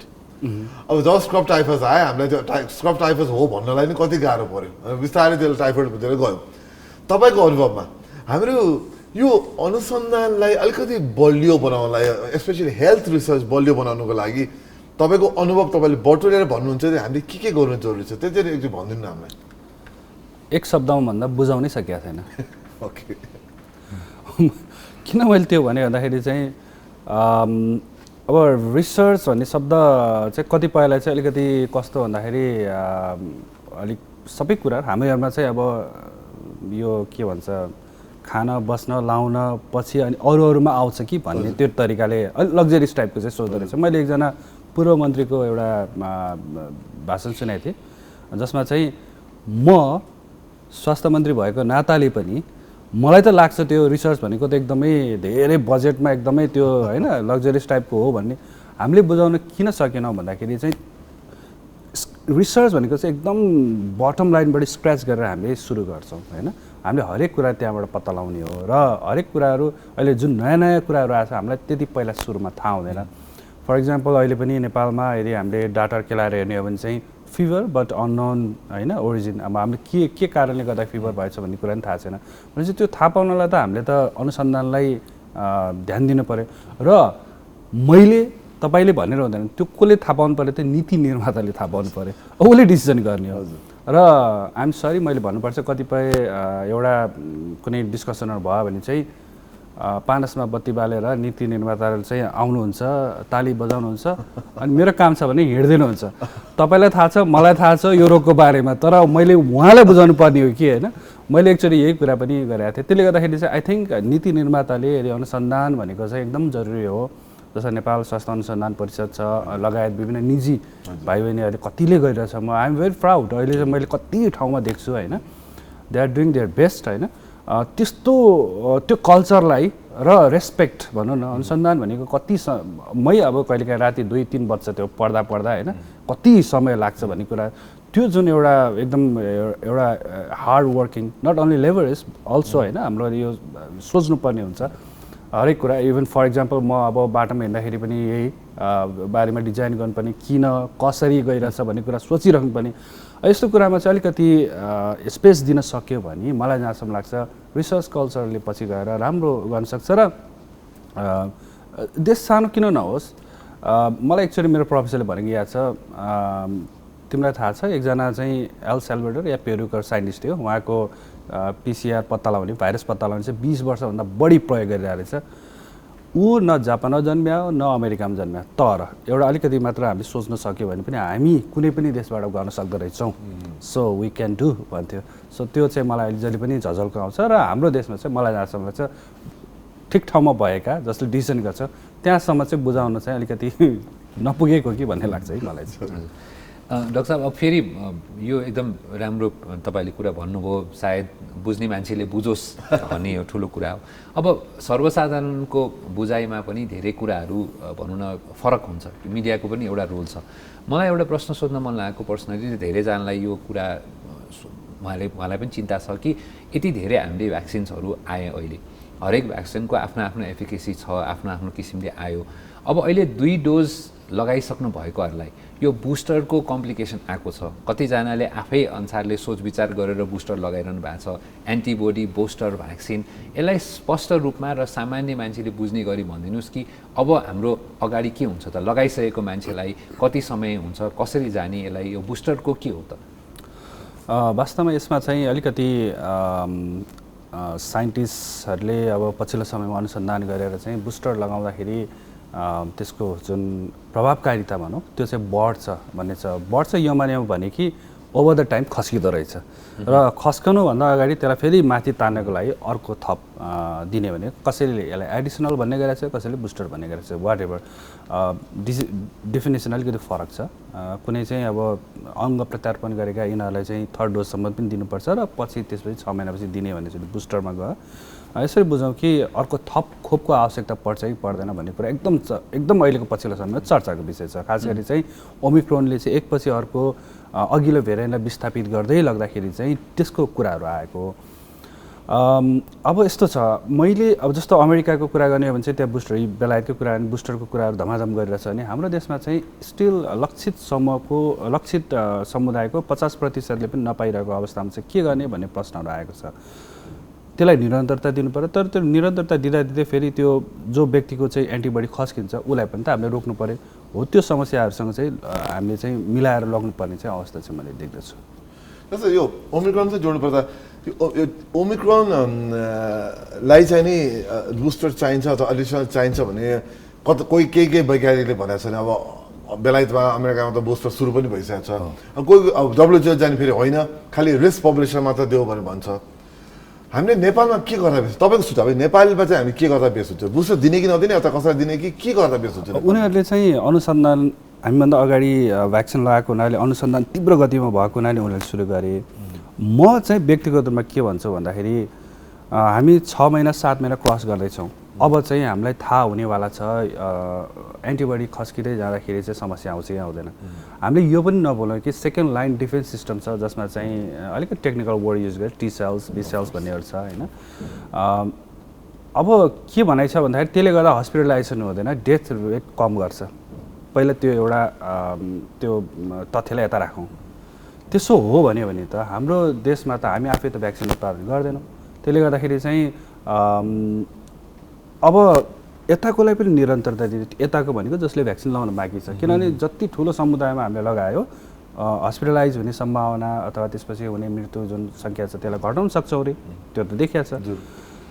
भने अर्को चाहिँ समयक्रमअनुसार अब म यहाँ अलिकति सानो कुरा सेयर गर्न चाहन्छु।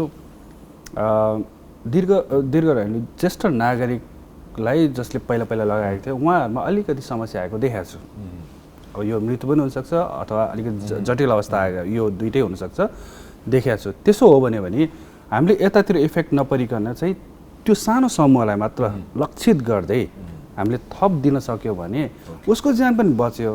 अब लगाएको जति सबैलाई बुस्टर गऱ्यो भने फेरि मैले भने हामीले उत्पादन त गर्ने होइन, हामी त लिने हो, त्यो पनि नजाओस्।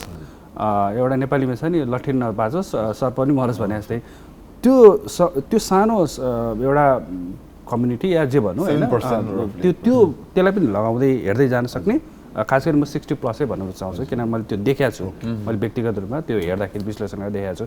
उहाँलाई पनि समस्या नहोस् र सँगसँगै चाहिँ हामीले अरूलाई पनि लगाउँदै गयो भनेपछि ठुलो समूह लगायो नि सेकेन्ड वेभमा जस्तो चाहिँ अस्पतालहरू रस हुने सम्भावना कम भयो भने उसको पनि त ज्यान हो होइन। ऊ पनि त यदि केही गरी चाहिँ समस्या आउँछ भने उसलाई पनि त बचाउँ र त्यो चाहिँ सानो समूह हुन्छ। त्यसरी चाहिँ त्यसलाई पनि हामीले कभरअप गर्ने र सँगसँगै चाहिँ सँगै यता लग्यो भने अहिलेको लागि। तर हामीले अब लगभग लक्षित समूहलाई लगाएपछि त अब प्रायोरिटाइज गर्दै प्राथमिकता अनुसार चाहिँ हामीले लग्न सक्छौँ।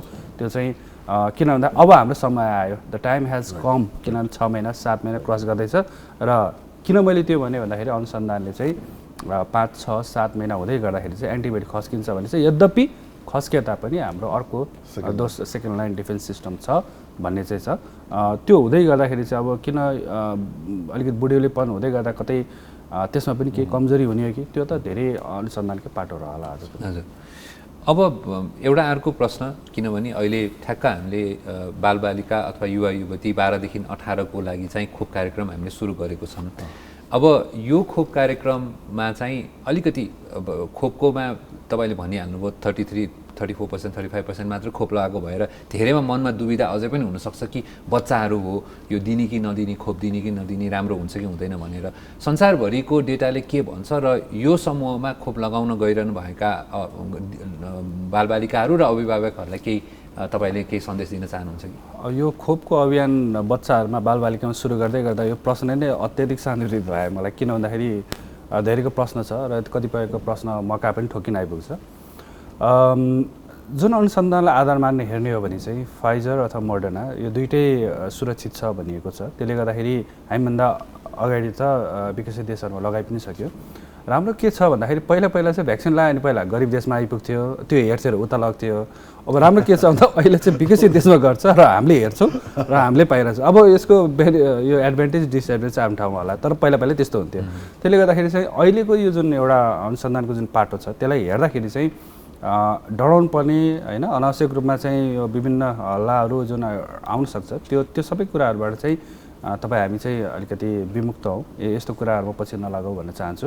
र हामीले चाहिँ किनभने कोरोना भाइरसलाई जतिसक्दो छिटो र प्रभावकारी रूपमा नियन्त्रण गर्नुपर्ने हुन्छ र मैले पहिला चाहिँ निर्विकल्प एउटा खोप हुनसक्छ अहिलेको अवस्थामा भनेको छु। किनभने हामीले हुन त अब यो जनस्वास्थ्यको मापदण्डको कुरा त हामी गर्छौँ नि अहिले पनि होइन, किनभने हामी अझ मुक्त भइसकेका छैनौँ। तर यो गर्दै पनि हामी जन्मदाखेरि नै यो बानी त व्यवहार होइन। हामीले जन्मदा मास्क लगाउने, सेनिटाइजर लगाउनु चलाउँछ, त्यही कारण हामी कहीँ न कहीँ चुक्छौँ। त्यही कारण कतिपयले भन्छ मैले सबै सधैँ मास्क लगाउँछु, मलाई कसरी कोरोना भयो भन्छ, कहीँ न कहीँ चुक्छौँ। कति छ भन्दाखेरि चाहिँ अब साथीभाइसँग कुरा गर्ने बित्तिकै मास्क लगाएर हुन्छ नबोल्दाखेरि, तर जब साथीभाइसँग कुरा गर्छ मास्क खोलेर चाहिँ कुरा गर्न सुरु गर्छ, त्यो चाहिँ फेरि कस्तो भन्दा थाहा हुँदैन रहेछ कि धेरैलाई अनकन्सियसली। त्यसले गर्दाखेरि चाहिँ अब त्यसो हो भने हाम्रो लागि सबभन्दा अलिकति भर पर्दो भनेको त शरीरमै त्यो भ्याक्सिन लगाउँदाखेरि हो। यो कुराले गर्दाखेरि चाहिँ भ्याक्सिन हामी लगाउँ, जसले गर्दाखेरि नियन्त्रण गर्न धेरै सजिलो हुन्छ र होला भ्याक्सिनको विभिन्न अब पछि यसलाई अत्याधिक गर्ने कुराहरू आफ्नो ठाउँमा होला, तर पनि भ्याक्सिन चाहिँ तपाईँ हामीले जुन बालबालिकालाई अब ड्राइभ होइन भ्याक्सिनको जुन ड्राइभ अगाडि बढिरहेछ त्यसलाई चाहिँ एकदम निसन्देह तपाईँ हामीले चाहिँ लगाउनुपर्छ भन्ने हो। यसमा चाहिँ म सबैलाई ढुक्क हुन चाहिँ आग्रह गर्छु। डाक्टर अब आइदिनु भयो, हाम्रो समय एकदम महत्त्वपूर्ण समय तपाईँ बिरामी हेर्नुपर्ने हुन्छ, अनुसन्धान गर्नुपर्छ, त्यतिको बावजुद पनि हामीलाई चाहिँ तपाईँले समय दिनुभयो। यहाँलाई आइदिनु भएकोमा आज धेरै धेरै धन्यवाद। हजुर, अब मलाई पनि अब खास गरी अहिले ओमिक्रोनको कुरा छ, त्यसपछि भ्याक्सिनेसनको कुराहरू छ, त्यो बारेमा पछिल्लो समय भर्खर म यहाँ आउनुभन्दा अगाडिसम्म जुन पढेको कुराहरू पनि यहाँ सेयर गर्न पाएँ, त्यसको लागि चाहिँ तपाईँहरूलाई पनि सबैलाई धन्यवाद दिन चाहन्छु। डाक्टर साहब धन्यवाद, र धन्यवाद सँगसँगै हाम्रो टाइटल स्पोन्सर भाइनेटको तर्फबाट सानो यहाँलाई एउटा उपहार हामी दिन चाहन्छौँ। यो तपाईँलाई धन्यवाद, र तपाईँलाई फेरि पनि अहिलेसम्म तपाईँले जुन मिडियामा पब्लिकमा धेरै अवेरनेसहरू गरिदिनु भएको छ त्यसको लागि पनि हामी धेरै धेरै धन्यवाद भन्न चाहन्छौँ। फेरि पनि हामी तपाईँसँग कुराकानी गरौँला, यो पनि यहाँलाई थ्याङ्क यू सो मच। धन्यवाद, we wish you all the best. Thank you. अब यति भन्दै हामी डाक्टर साहबसँग बिदा लिन चाहन्छौँ।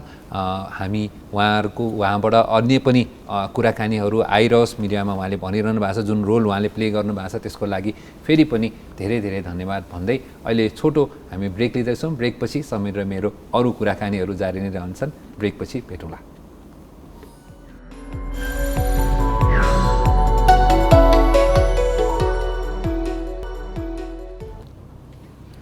ब्रेकपछि यहाँलाई फेरि पनि स्वागत छ Vianet presents galaxy this morning लाइभमा। र आज डाक्टर शेरबहादुर पुनसँग एकदम इन्ट्रेस्टिङ र सान्दर्भिक कोभिड सम्बन्धी र विभिन्न अनुसन्धान सम्बन्धी कुराकानीपछि हामीहरू फेरि यहाँहरू सामु आइसकेका छौँ। अशेष तिमीलाई पनि फेरि welcome back. Thank you Samir. र रमाइलो कुराकानी भयो र सामान्य रूपमा धेरै कुराहरू उहाँले भनिदिनु पनि भयो र मलाई मन के लाग्यो भने एकदम सिम्पल ल्याङ्ग्वेजमा उहाँले भन्नुभएको छ। अब त्यो कुराकानी पछि चाहिँ अब क्रिसमस पनि आउन लाग्यो। क्रिसमस भन्ने बित्तिकै गिफ्टहरू दिने चलन पनि छ, हामीले पनि केही गिफ्ट त दिनै पर्ने हो। समीर के छ त हाम्रो तर्फबाट? एकदम तिमीले अर्को सान्दर्भिक कुरा निकाल्यौ। हामीहरू पनि यसो अब एउटा जे पनि संसारमा मानिने विभिन्न चाडहरू मध्येमा क्रिसमस पनि एउटा हो। हामीले हाम्रो दसैँ तिहार भन्ने भने क्रिसमस पनि हामी यसलाई पनि एउटा एकछिन चाडपर्व रमाइलो चाडपर्व हेरौँ। र त्यही सन्दर्भमा चाहिँ नि दिस मर्निङ लाइभले चाहिँ give away Christmas give away भनेर हामीले सुरु गरेका छौँ र त्यसबारेमा चाहिँ थप जानकारी अब तपाईँले स्क्रिनमा हेर्न सक्नुहुन्छ। के छ?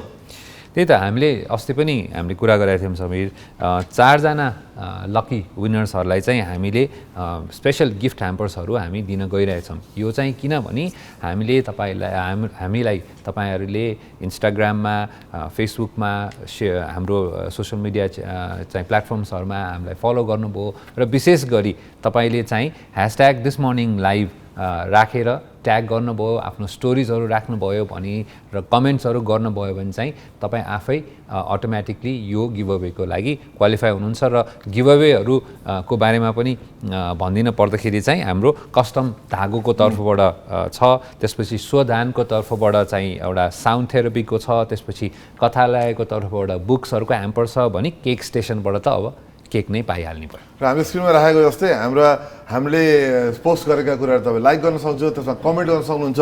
तपाईँले ह्यासट्याग गरेर त्यसमा चाहिँ नि ग्यालेक्सी दिस मर्निङ भनेर #this morning भने तपाईँले दिस मर्निङ लाइभ भनेर तपाईँले ह्यासट्याग गर्न सक्नुहुन्छ। कुनै पनि फिडमा त्यो गऱ्यो भने तपाईँको नाम अटोमेटिकली हाम्रो रेकर्डमा जान्छ र तपाईँले अहिले भर्खर देखाए अनुसारले अस्ट्रेलिया भने अनुसारले चाहिँ नि विभिन्न गिफ्टहरू 4-5वटा गिफ्ट छन्, तपाईँले पाउन सक्नुहुन्छ। यो हप्ताभरि गरौँ छिट्टै, अर्को मेरो विचारमा 1 हप्तामै हामीहरू तपाईँहरूलाई गिफ्ट प्रदान गर्छौँ। यदि तपाईँले जित्नु भयो भने आजदेखि नै साथीहरूलाई पनि मेन्सन गर्नुहोस्, साथीहरूलाई गर्न आउनुहोस्। तर मुख्य कुरा तपाईँले हामीलाई फलो चाहिँ नि गर्नुपर्छ, ग्यालेक्सी दिस मर्निङ लाइभको इन्स्टाग्राम अकाउन्ट। त्यही त। र 24 डिसेम्बरमा समीर ठ्याक्क क्रिसमसको 1 दिन अगाडि चाहिँ हामी यो गिफ्टको विजेताको नाम घोषणा गर्छौँ। यो 4वटा डिफ्रेन्ट गिफ्ट्सहरू छन् तपाईँले गर्न सक्ने। र अब यो गिफ्टको कुराकानी पछि समीर हामी रेगुलर सेगमेन्टमा जाउँ। आजको हिस्ट्री, टुडे इन हिस्ट्री चाहिँ रमाइलो रहेछ एकदम। हामी किताब पढ्ने, पत्रिका पढ्ने, अब अखबार पनि भन्थ्यो, म त मेरो घर त अखबार भन्ने चलन थियो होइन, कोही छापा भन्थे, अझै पत्रिका पनि भन्छन्। जे भए पनि नेपालको पहिलो छापा भन्ने कि अखबार भन्ने कि पत्रिका चाहिँ नि प्रारम्भ भएको दिन चाहिँ नि आज विक्रम सम्वत 1908 मा। Interesting day. त्यही त। छापाखाना होइन, बेसिकली प्रिन्टिङ प्रेस चाहिँ जङ्गबहादुर राणा, प्रधानमन्त्री जङ्गबहादुर राणाले त्यति बेला 1 वर्ष बेलायतको भ्रमण गरेर फर्केर आएपछि चाहिँ 1908 मा उहाँले त्यो प्रिन्टिङ प्रेसको त्यो किट चाहिँ उहाँले लिएर आउनु भएको रहेछ। सायद बेलायतमा उहाँ बसेपछि उहाँले धेरै कुराबाट इन्फ्लुएन्स पनि हुनुभयो र त्यो प्रेस चाहिँ यो यहाँ आफ्नै दरबारमा ल्याएर चाहिँ जडान गर्नु भएको रहेछ। र रमाइलो कुरा के हो भने त्यसको लोगोमा एउटा गिद्ध भएको भएर त्यसको नाम चाहिँ गिद्धे प्रेस भनेर राखेको रहेछ। सो उहाँले पनि अलिकति भनौँ न एकदम इसेन्ट्रिक मान्छे भएको भएर एउटा नयाँ कुरा पाएर उहाँले लिएर आउनु भएको छ बेलायतबाट। उहाँले नयाँ कुरा ल्याउने मान्छे हो नि, उहाँले त अब जङ्गबहादुरले त धेरै बेलायतबाट धेरै कुरा ल्याउनु भयो भन्ने कुरा चाहिँ हामीले पढ्दै आएका नै हौँ। र उहाँ चाहिँ आफ्नै दरबारमा राख्नुभयो र त्यसपछि चाहिँ नि त्यो गिद्धे छापाखाने भनेर सुन्यो। तर पछि चाहिँ नि कुबेर रत्न बज्राचार्यबाट चाहिँ 1949 मा चाहिँ अफिसियल नेपालको चाहिँ नि छापाखाना चाहिँ नि त्यसपछि चाहिँ नि सुरु भएको हो।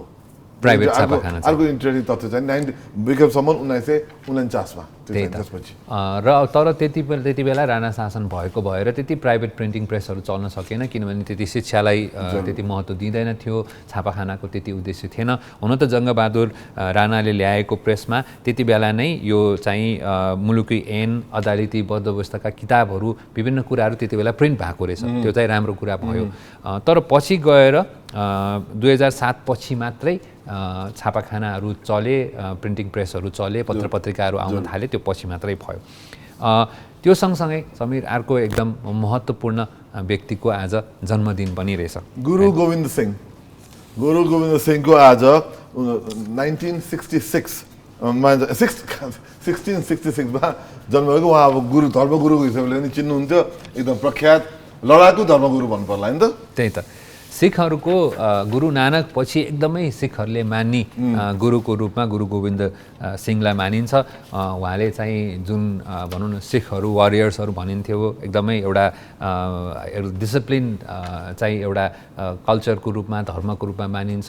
उहाँको एकदमै प्रख्यात धर्मगुरु गुरु गोविन्द सिंह।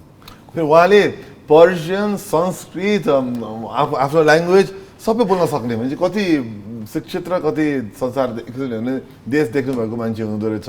खल्सा भन्ने टर्मिनोलोजी उहाँले निकाल्नु भयो, जस उहाँले चाहिँ अब सिख धर्म ग्रन्थमा धेरै नै नाम चलेको र आदर गरिएका व्यक्तित्व हुनुहुन्छ।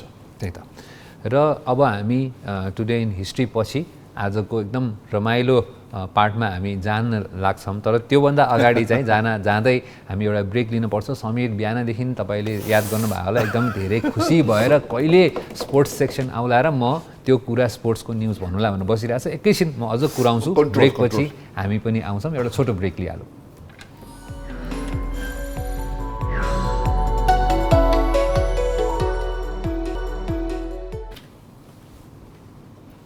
ब्रेकपछि यहाँलाई फेरि पनि स्वागत छ वायनेट प्रेजेन्ट्स ग्यालेक्सी दिस मर्निङ लाइभमा र प्रतीक्षारत सेगमेन्ट आयो अशेष हाम्रो टिएमएल स्पोर्ट्सको।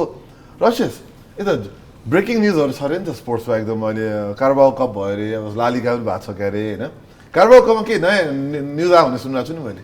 त्यही त यो अब हुन त हामीले हिजो पनि कुरा गरिसकेका थियौँ, मैले भनिसकेको थिएँ समीर, किनभने 3टा म्याच कन्टिन्युसली जितेको आर्सेनल अहिले एकदमै जितको चाहिँ एउटा विजय रथ लिएर हिँडेको छ र हुँदाहुँदै तर मैले आशा चाहिँ के गरेको थिइनँ भने स्कोर लाइन चाहिँ मैले आशा गरेको थिइनँ, सायद 1-2 गोलसम्म हुन्छ भनेको थिएँ। तर हिजो त अलिकति डाक्टर समीरमणि दीक्षितकै फोन कलै गएको जस्तो छ आर्सेनलको टोलीलाई। 5 गोल हानेछ त आर्सेनल। 5 गोल अन्त 1 गोल फिर्ता पायो उसले होइन, पाउनु नपर्ने ठिकै छ, 1 गोल त त्यो त 1 गोल जस्तै हो तर पनि क्लिन सिट भएको रमाइलो हुन्थ्यो। सन्डरल्यान्डलाई क्वार्टर फाइनलमा पहिलो क्वार्टर फाइनलमा आर्सेनलले हराएको छ कार्बाओ कपमा। अब आज बाँकी 3टा अन्य खेलहरू पनि लगातार छन्, आज इन्ट्रेस्टिङ हुन्छ।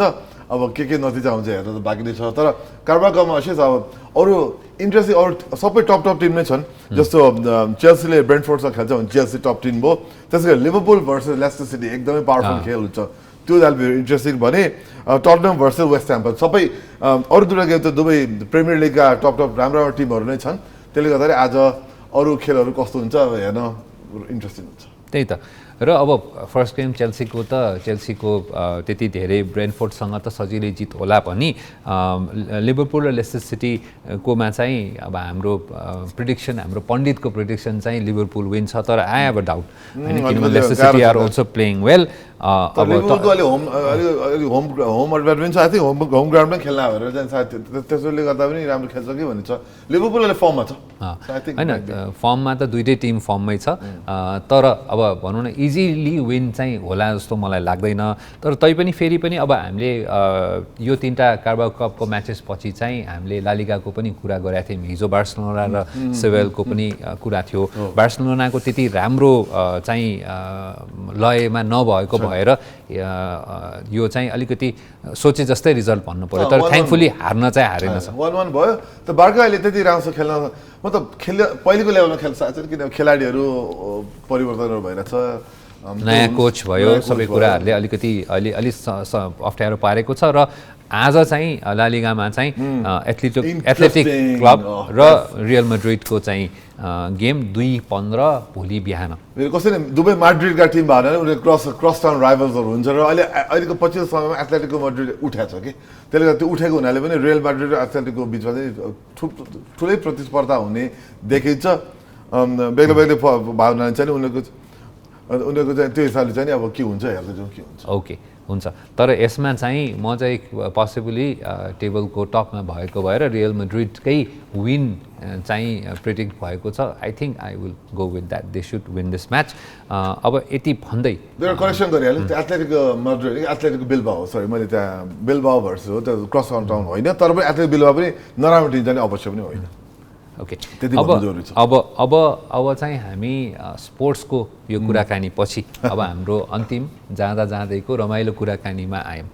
Coat of the day Sameer. अब कोट अफ द डेमा interesting quote of the day, interesting पर्सनको कोट अफ द डे छ। के छ त मैले स्क्रिनमा राखेँ, समीरले केही भनिदिन्छ कि यसको बारेमा? अब हेर मार्क ट्वेन भनेको त अब कमेडी एकदम ह्युमर राइट लेख लेख्ने उहाँ धेरै नै अब नलेजेबल मान्छे, स्मार्ट मान्छे, ह्युमरिस्ट, अब एन्टरप्रेन्योर, पब्लिसर सबै हुन्थ्यो। उहाँले के लेख्नु भने worrying is like paying a debt that you don't owe भन्नुको मतलब ज्यादै चिन्ता लिनु भनेको कसै त्यो बिना कारण आफूलाई दुःख दिनु हो भन्नु खोजेको जस्तो मैले बुझेँ। त्यही त लिएको ऋण तिरे जस्तो हो भन्नुभएको छ उहाँले। र मार्क ट्वेन, अब यहाँ मार्क ट्वेनको बारेमा कुरा गर्दाखेरि उहाँ त अब एकजना अमेरिकामा अमेरिकाबाट आएका राइटर, प्रख्यात भनौँ न लिट्रेचरमा नाम कमाएका मान्छे मध्येमा मार्क ट्वेन त सबभन्दा माथि नै नाम आउँछ उहाँको। र उहाँले पनि विचार गरेर नै भन्नुभयो होला, वरिङ इज पेइङ अ डेप्ट यु डोन्ट ओ भनेर भन्नुभएको छ। सो त्यही भएर हामीले धेरै अन्यसरी चिन्ता लिएर चाहिँ केही हुनेवाला छैन। चिन्ताले खालि आफूलाई मात्रै समस्यामा पार्छ। उहाँले हकलबेरी फिन पनि उहाँले लेख्नु भएन मार्क ट्वेनले कि होइन? उहाँले एकदम नाम चलेको लेखहरू मध्येमा एउटा मैले पढाएको छु त्यो हकलबेरी फिन, टम सयर, यो सबै विभिन्न एडभेन्चर्स अफ हकलबेरी बेस है। यो होइन उहाँले अब भनौँ न उहाँ त प्ले राइटर पनि हो, राइटर पनि हो, पोएट पनि हो। र अमेरिकामा मार्क ट्वेन भन्ने बित्तिकै लिट्रेचरमा उहाँको नाम धेरै माथि लिइन्छ।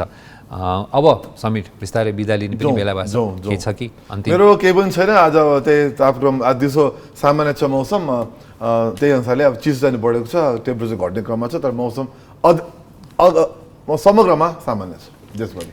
ठिक छ, थ्याङ्क यू समीर। अब हामी बिस्तारै बिदा पनि मागौँ। यहाँहरूको दिन शुभ रहोस्। हामी भोलि फेरि रमाइलो कार्यक्रम लिएर आइहाल्छौँ। ग्यालेक्सी टेलिभिजन हेर्दै गर्नुहोला, ग्यालेक्सी दिस मर्निङ हेर्दै गर्नुहोला। हामी चाहिँ बिदा लिन्छौँ। नमस्कार, धन्यवाद।